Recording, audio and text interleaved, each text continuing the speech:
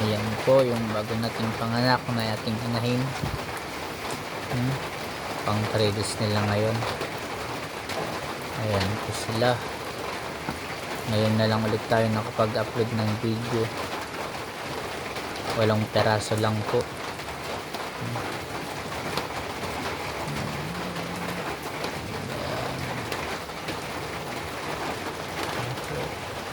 Dito ako sa taas.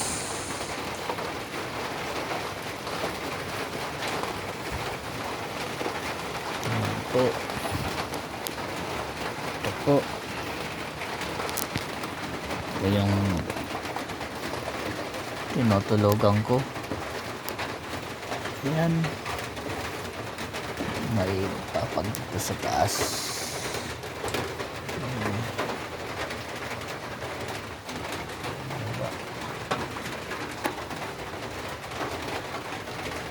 Ito yung kabilang kulungan.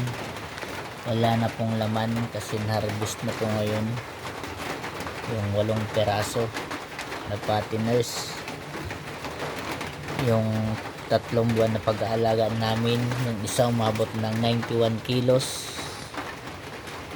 po. 3 buwan na paabot namin ng 91 kilos. Pwede na rin, mura nga lang kasi 160 lang yung timbang. Yung bilihan ng baboy 160 yung kilo.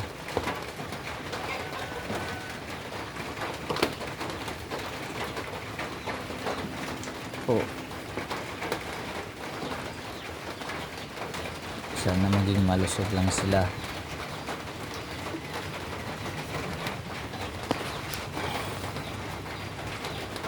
Yung 8 peraso umabot ng 101,440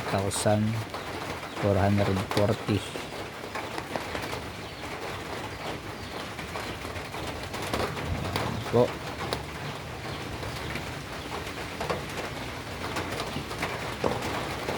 Siya.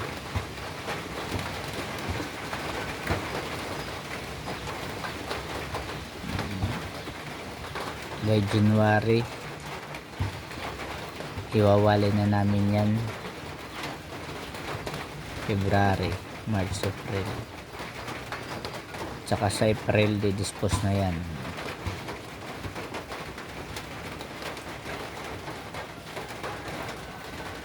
Pag na-dispose na namin sa April, mga patiners na namin yan, mga katayin na.